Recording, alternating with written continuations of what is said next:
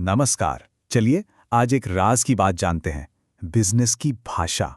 सुनने में शायद थोड़ा सूखा लगे, है ना? पर यकीन मानिए ये बिल्कुल उबाऊ नहीं है। ये तो वो सीक्रेट कोड है जिसमें हर बिजनेस बात करता है, चाहे वो नुक्कड़ की दुकान हो या एक बहुत बड़ी कंपनी। तो दिमाग में पहला सवाल यही आता है ना कि ये बिजनेस आपस में या दुनिया से बात कैसे करते हैं? क्या सिर्फ ईमेल और मीटिंग से? नहीं, बिल्कुल नहीं। उनका असली तरीका कुछ और ही है। ये सिर्फ नंबरों का खेल नहीं है, बल्कि उससे कई ज्यादा दिलचस्प है। और जवाब जवाब बिल्कुल सीधा है। वो बोलते हैं अकाउंटिंग की भाषा में। जी हाँ, एक छोटी सी किराने की दुकान हो या कोई बहुत बड़ी कंपनी, सब इसी जुबान का इस्तेमाल करते हैं। हर एक रुपए का लेन देन, हर छोटा बड़ा फैसला, सब कुछ इसी भाषा में रिकॉर्ड होता है। तो ठीक है, अगर ये एक भाषा है तो इसकी एबीसीडी भी तो होगी, इसका ग्रामर भी होगा, है ना? तो चलिए इसकी नींव को समझते हैं। जैसे हर भाषा के कुछ नियम होते हैं, वैसे ही अकाउंटिंग का भी व्याकरण है। और ये पूरा व्याकरण टिका है डेबिट और क्रेडिट के सुनहरे नियमों पर। तो इस भाषा के दो सबसे सबसे जरूरी शब्द हैं, डेबिट और क्रेडिट। ये समझिए डबल एंट्री सिस्टम की जान है। अब ये क्या है? इसका सीधा सा मतलब है कि हर सौदे के, हर लेन देन के हमेशा दो असर होते हैं। सोचकर देखिए, अगर कोई चीज खरीदी जाती है तो सामान अंदर आया, ये एक पहलू हुआ, और पैसा बाहर गया, ये दूसरा पहलू। बस एक डेबिट हो गया और एक क्रेडिट। और ये जो तीन सुनहरे नियम है ना, यही तय करते हैं कि कोई भी लेन देन रिकॉर्ड कैसे होगा। ये नियम हमें बिल्कुल साफ साफ बताते हैं कि कब डेबिट करना है और कब क्रेडिट।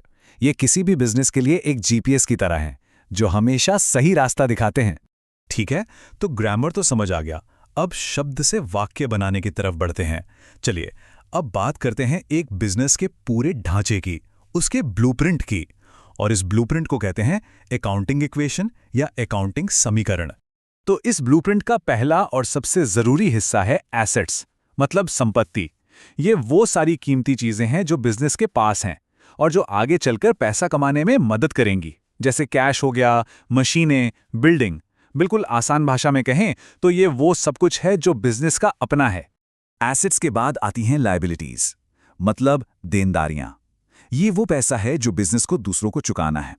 इसको बिजनेस का कर्ज भी कह सकते हैं, मतलब बाहरी लोगों का बिजनेस की संपत्ति पर एक तरह का दावा। और फिर तीसरा हिस्सा है कैपिटल, यानी पूंजी। ये वो पैसा या संपत्ति है जो मालिक ने खुद बिजनेस में लगाया है। ये दिखाता है कि भाई बिजनेस में मालिक का अपना कितना दांव लगा है, उसका कितना हिस्सा है। अच्छा, तो अब हमारे पास तीन चीजें हैं, एसेट्स, लायबिलिटीज और कैपिटल। तो सवाल यह है कि ये तीनों टुकड़े आपस में जुड़ते कैसे हैं? इनका क्या कनेक्शन है? और ये रहा वो जादुई समीकरण जो इन सब को जोड़ता है।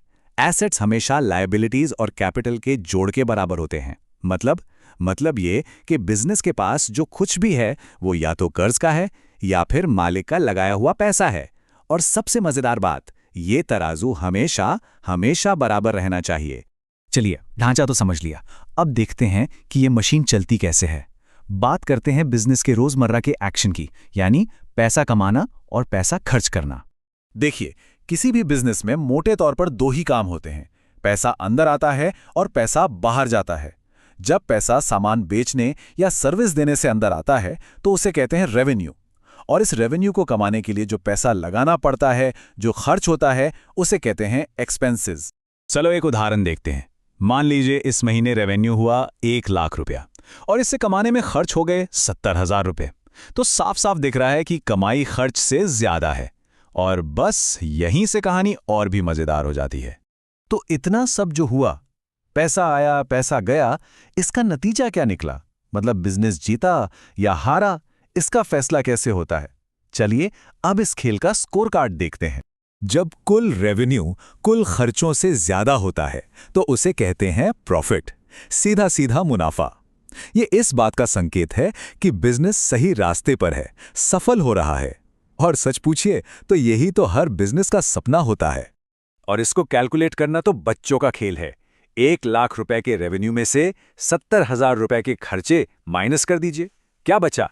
30,000 रुपए का सीधा साधा प्रॉफिट, एकदम साफ हिसाब। लेकिन कहानी में हमेशा दूसरा पहलू भी होता है। क्या होगा अगर खर्चे रेवेन्यू से ज्यादा हो जाएं?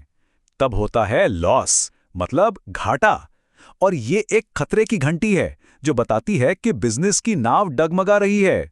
तो बात इतनी सी है कि प्रॉफिट या लॉस, यही वो फाइनल स्कोर है जो बिजनेस के परफॉर्मेंस की पूरी कहानी कह देता है। यही है असली बॉटम लाइन। तो अब जब इस भाषा की एबीसी समझ आ गई है, तो अब सोचिए जरा, किसी भी कंपनी के फाइनेंशियल रिकॉर्ड्स को जब देखा जाएगा तो वो असल में क्या कहानी सुना रहे होंगे? एक सफलता की कहानी, एक संघर्ष की दास्तां, या फिर आने वाले किसी बहुत बड़े मौके का इशारा?